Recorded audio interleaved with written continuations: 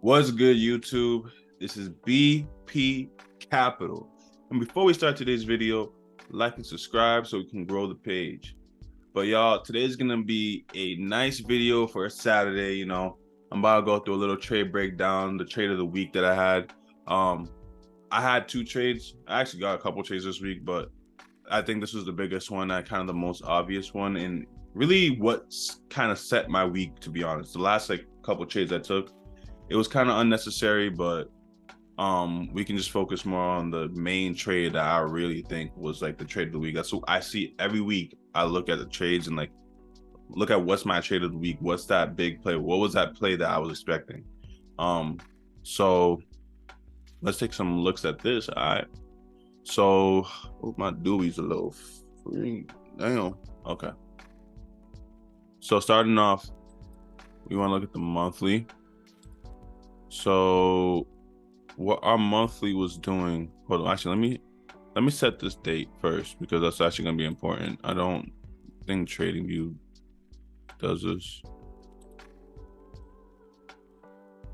So trade happened on Tuesday or Wednesday. Don't know which day it actually happened exactly. I can only tell by the candles on which day it happened.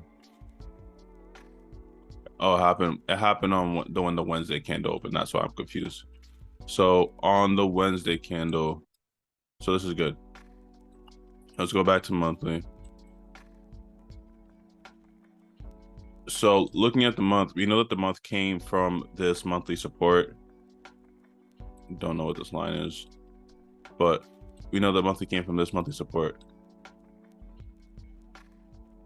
Flew up, and when it flew up, it came over here, rejected, right? And I'm going to keep both lines just so we understand the price flow, like the order flow, what's going on, and where monthly is currently moving right now.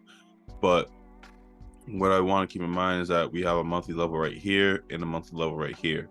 Now, if I was actually looking at my chart through the day, I would have these marked up so I'm aware. But for the sake of simplicity and what I'm trying to show you guys in cleanliness, I don't even want to put that there. But these are supports and resistance that we do want to be careful of, that price could reverse from.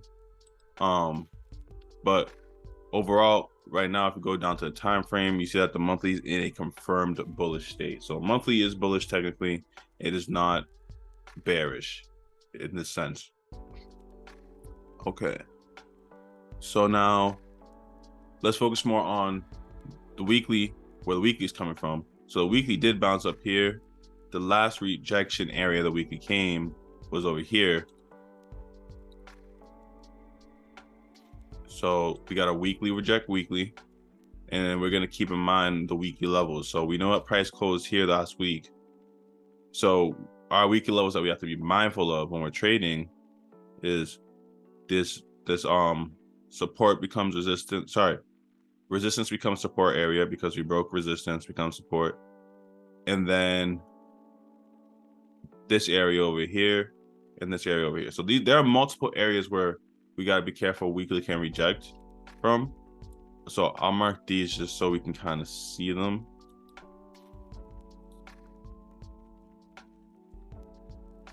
Now let's get down to the daily.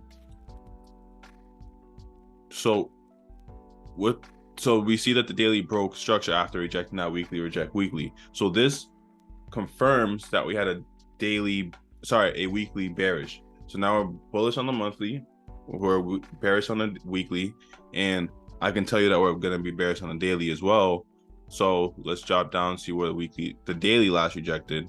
And I always like to keep in mind where daily is going to reject, because they can be just as powerful, but I'm not as concerned until there's really a weekly level and a daily level in the same area. So let's check up here. That was the last level on daily that I seen price actually have a rejection that was clear as day. This level, I wasn't too convinced on it because there really wasn't a clean touch of any level for the daily. But when it came here, that's when I got that okay, daily reject daily, comes here, H4 breakout, clean moves down, right? So above here. So by this point, we're pretty much bearish on daily, bearish on weekly, and bullish on monthly.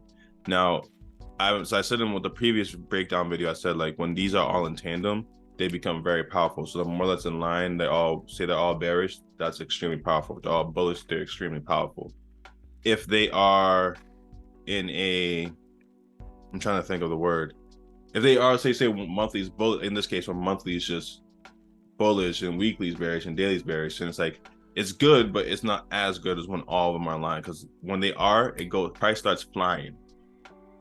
Now, in this case, the last scenario will be like if your daily, for example, is bearish and then your weekly, monthly is bullish.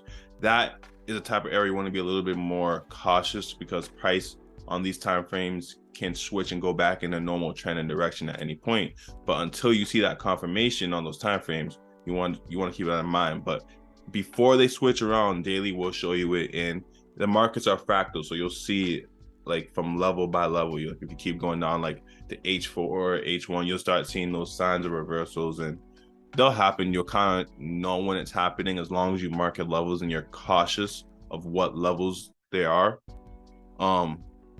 But so let's go back to our daily, because that's gonna be the most part. So the way I got in on the daily,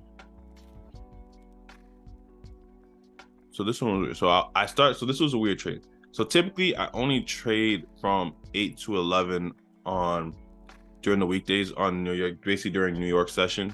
But I had a sort of confidence in this move. Like if I'm really confident in a move outside of my time frame, like where I trade, I'll take it. But because sometimes there's certain events that delay them from happening at that point in time. So this first trade that I did, where is it? So Tuesday. Okay. I think it was Tuesday, right? Sorry, y'all. I gotta figure out where this was.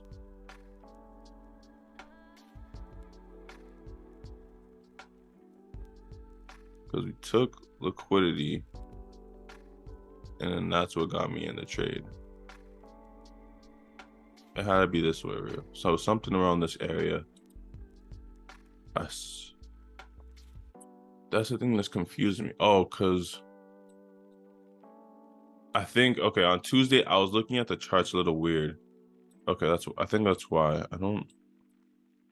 because I saw Tuesday dropping off like crazy, opening up from this Monday candle down into Tuesday, and I was like, well, if we're gonna keep going, I'm gonna expect a pullback. And I think the daily level wasn't really like a clear level for me to get into, because it's all the way up here when we've already continued dropping.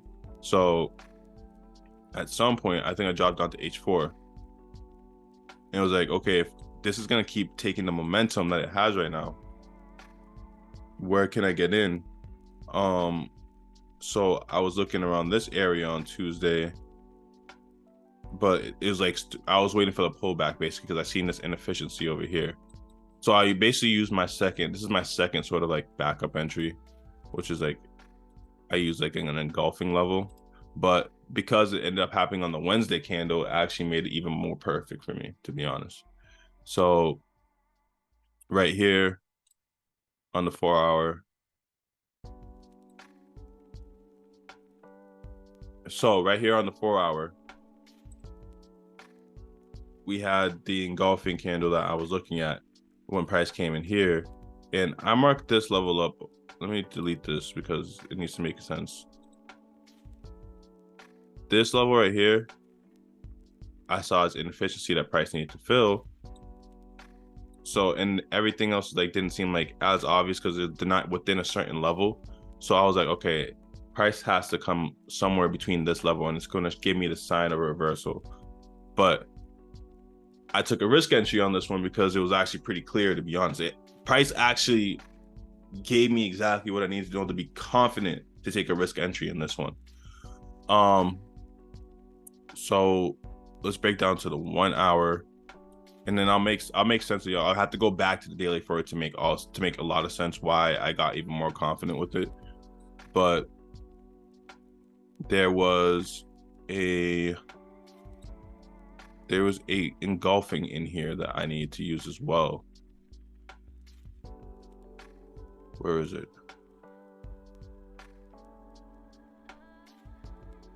I think it was this engulfing right here. Because there was, yeah, it was this one. Because I refined the engulfing to that level. And I was like, okay, so I got 1 hour engulfing in here. If minute 15 approaches this level clean, and mind you, if you want to refine our imbalance, right?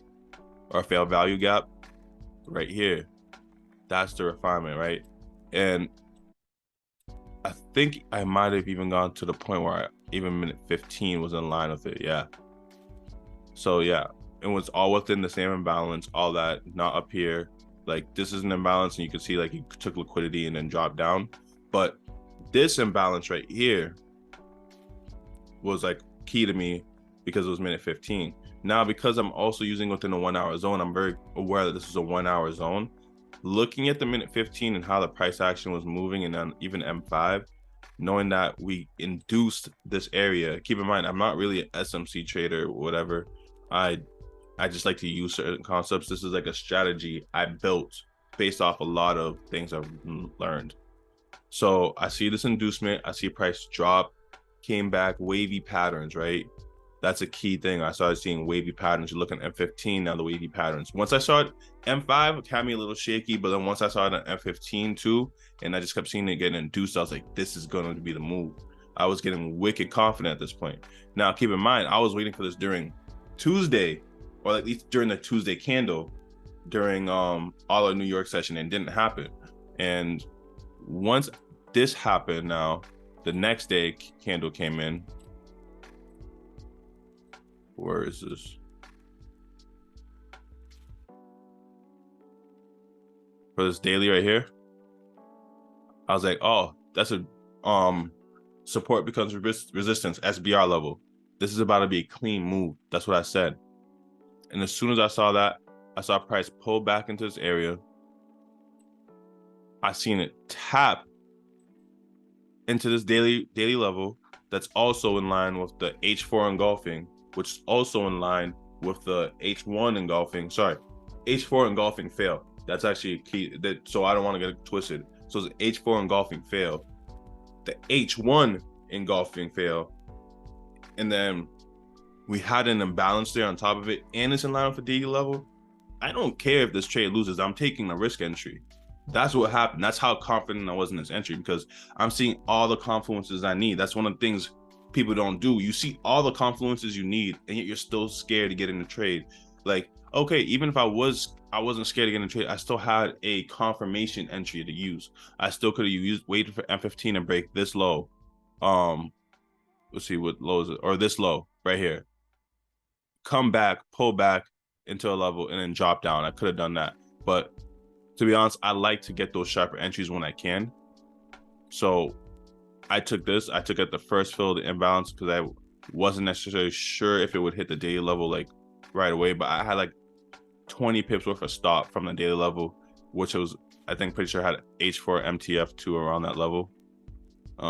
Yeah, so like this level right here.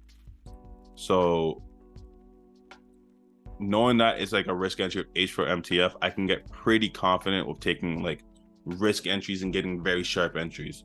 So once I saw that, boom, price just drops, and then I went for like nice 1 to 10 on this one and got out, because that's just how my strategy works. It's based off of fixed RR. I'm a lot better when I do that. 1 to 5s, 1 to 10s. I don't really like to. It's sometimes like I have to be cautious of price levels, like weekly levels, like bigger price levels that could shift the market. Don't get me wrong. Especially, I'm starting to learn that, especially if there's a weekly level, MTF to the daily level, I have to get up my trades. I can only catch trades like this one's clean. If not, I have to go for a shorter RR. I can't hold the trade as long as I'd like to. But it was a nice smooth trade, nice and easy. Like I love this trade. Like it was ideal. I was very confident on this entry. I would take this any day of the week, no matter how many times it shows me it. And then, I mean, I can show y'all a little bonus. If I don't want to do it, I'll probably snip it out, to be honest. But I'll show you the second entry I caught after that, which was happened the next day. So let's shift price up a little bit right here, daily. Okay, let's, y'all understand the breakdown. The breakdown's still pretty much the same from the weekly. Weekly is not going to change until the weekly candle closes. So basically it was based off what I saw in the daily time frame. So obviously next day comes in. Let's see this. Where is the red? Shoot. All right. So yeah, I see a daily coming to this level. That's great. And this happened around 9 or 1 o'clock, right? Because I wanted this to happen early in the day. I would have preferred for it to happen.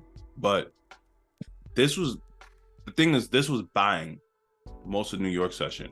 Like during the first half of New York session, it started dropping down in London a little bit and then reversed and then came back into here during like that, basically the end of the New York session, like after lunch. But the only reason I got confident, I took 2 losses right before I took this trade or got into this winning trade. But I was confident to realize that this was an area that this was mainly kind of happening because of news. Because I think it was Powell, it basically was speaking at 2 o'clock, if I'm correct. And I've seen this happen before when if he's speaking late in the day, price will have a tendency to do the opposite of what it's going to do during pre-New York session. And I will see it just rise. Like in this case, I wanted to sell the whole session, but I'm waiting on it. It wasn't happening. And I was like, okay, like this is going to sell after he speaks, isn't it? So I'm not show you the exact time and breakdown where this happened. So we know that this is a daily level. You can clearly tell it's MTF of H4 at these levels over here. So let's break down into what specifically happened around this time. So you can see that there's a what's it called, another level up here that you could use. And I'm just like, mind you, I'm just like waiting for clear signs. I didn't really need a lot of confidence to kind of know that this was gonna shoot down when it happened. So actually when it came around here though, this is where I got a little lost, because I'm looking at this imbalance. Actually, I don't want to confuse y'all. Let me use the green.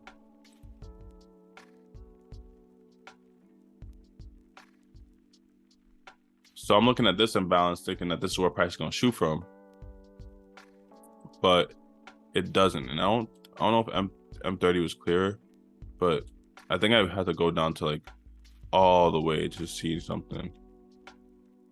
No, I didn't. Okay. So yeah, so I didn't see anything.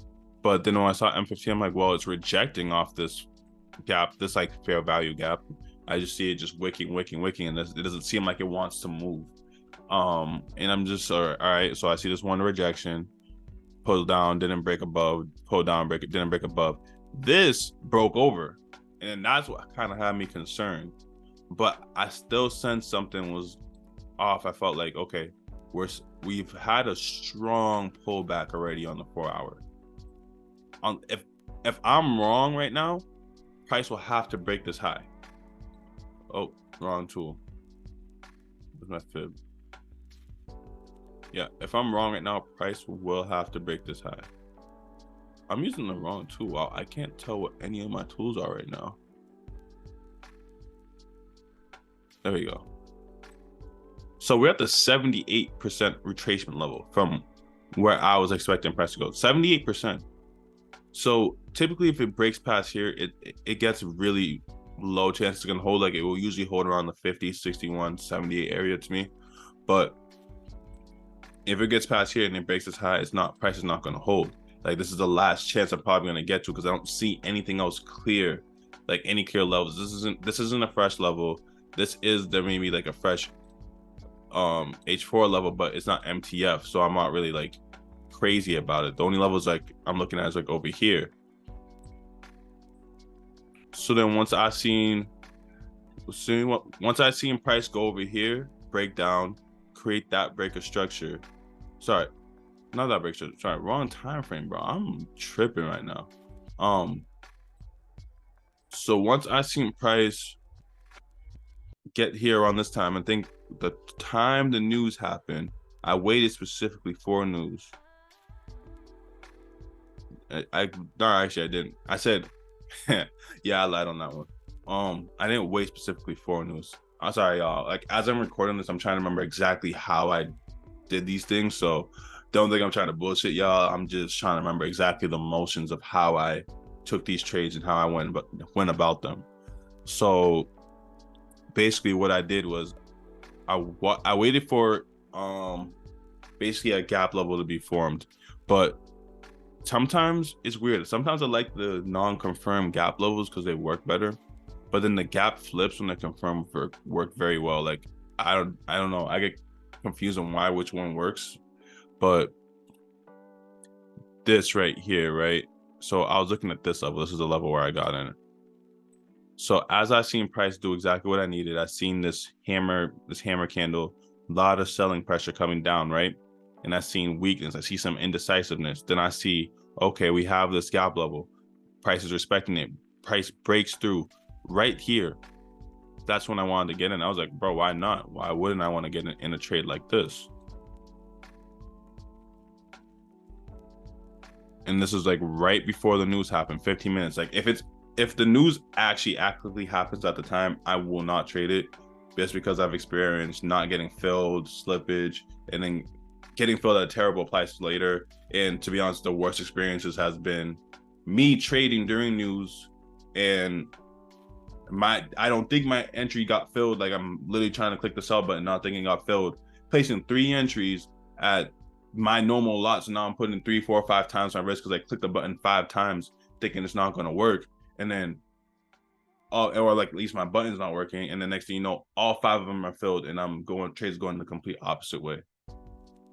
Those were the worst days, to be honest, knowing that I wasn't being greedy or whatever. I just didn't keep in mind that news affects the markets and the broker feeds that bad that you're going to experience all this sort of slippage and all this crazy shit that just like totally messes up your flow.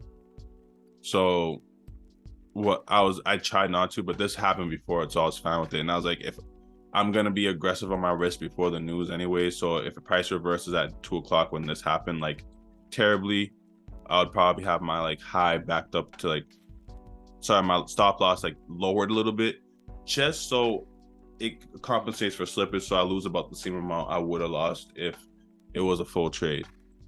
So once I got in here, I think I went for a 1-5 because I don't target more than that when on Thursdays.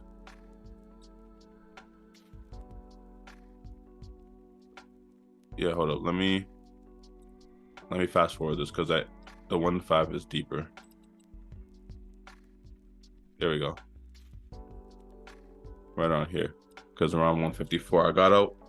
So that was my 1-5. So I capitalized off this pretty well. Reason I got confident too on the sells because of just my price cycle theory. It's if, you know, I still had opportunity to catch a sell on Thursday and capitalize off the already big gains I had, knowing that this is matching in line with what I'm expecting. And Fridays is the only day I get shaky because it's the days that reversals can happen. So I'm gonna show y'all what happened on Friday, and this is like where some people might be like, oh damn, I could have got more. Me, I was thinking a little bit, but at the end of the day, I have to follow my plan. I have to follow my strategy. I can't overdo it. If I know that Friday is going to be more likely is going to be a day for pullbacks and end of the week pullbacks and reversals, then why do I want to go? Like, look at that. Like, I could have caught another 1 to 10 if I just held this, but that's not how my mind works or operates. I can't do that, because now if I lost a trade and I didn't capitalize on my profits and price reversed the next day, I would have been sick. I would have been pissed off. And I was just, that's why I was like, nah, screw it. Like, 1-5 is fine. I don't care if I took those 2 L's before I had caught this trade. It's just the probabilities. Your losses are just cushions for your wins. That's simple as that. So that was pretty much my trade breakdown, y'all. Like, these 2 trades made me a good amount of money this week. $765 on the week. The first trade was worth $600 in itself. The second trade was worth $300. But keep in mind, I took some losses for that $300 trade to catch that. So it is what it is. I still profit at the end of the day. You know, it was a good week. I was you know, it would have been nice if I could have ended up $900, but I'm not complaining.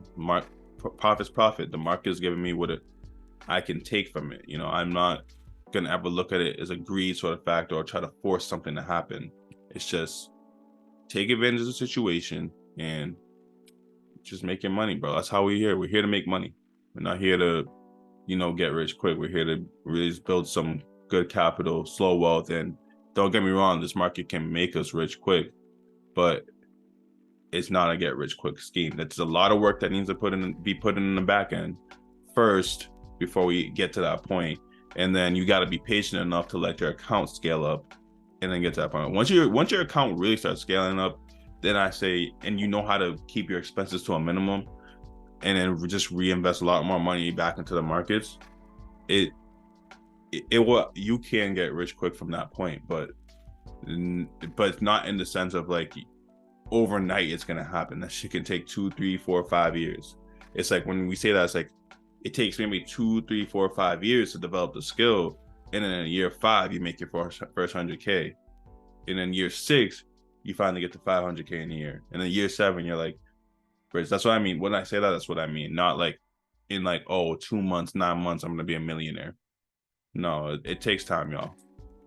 But that's all I got for y'all today. So if y'all enjoyed this video, please like this video and also subscribe to the channel if you haven't yet, so we can continue growing this page. Peace, y'all.